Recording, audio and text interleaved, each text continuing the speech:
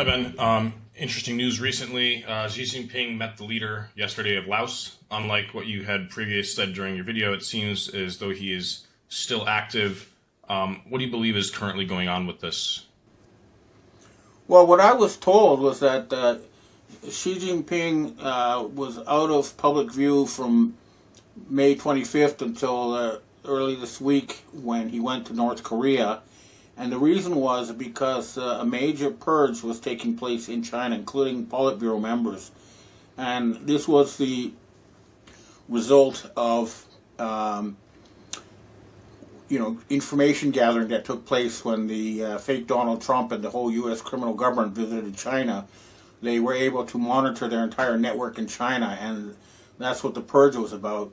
So I understand, and China has changed. They've ripped out all those 700 million face recognition cameras, put them in the trash, and I know there was a meeting of the secret societies, and that they've united now.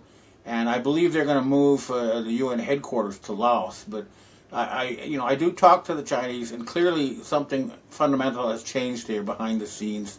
And the first thing we need to see is how much longer the regime in South Korea lasts. Then we're going to see if we have regime change in Japan. Then you'll know it's really game over in East Asia. Next question.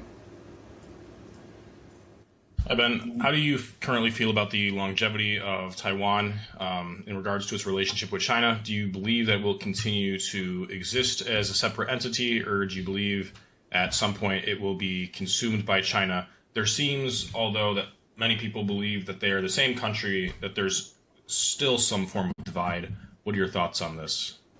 The Chinese royal families sort of moved to Taiwan after World War II, and they control all the finances behind the scenes of both China and Taiwan. But my understanding was that Taiwan used to have their own separate secret society with about 8 million members, including many around throughout China, but that this is now merged with the Hongmen, and there's this that underneath the scenes, China has now unified already, but for various reasons, for example, Taiwan was the heir to the Kuomintang government that won World War II against Japan, and the Kuomintang were put in charge of Japan after World War II, and then when they fled to Taiwan, they still kept their control over Japan.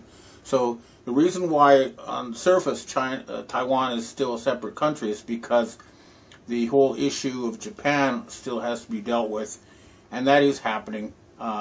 There's stuff going on with the Japanese royal family and with the North Koreans and with the Asian underworld that it's going to cause very visible changes. I won't say when, but it's happening and not too far in the future. Next question.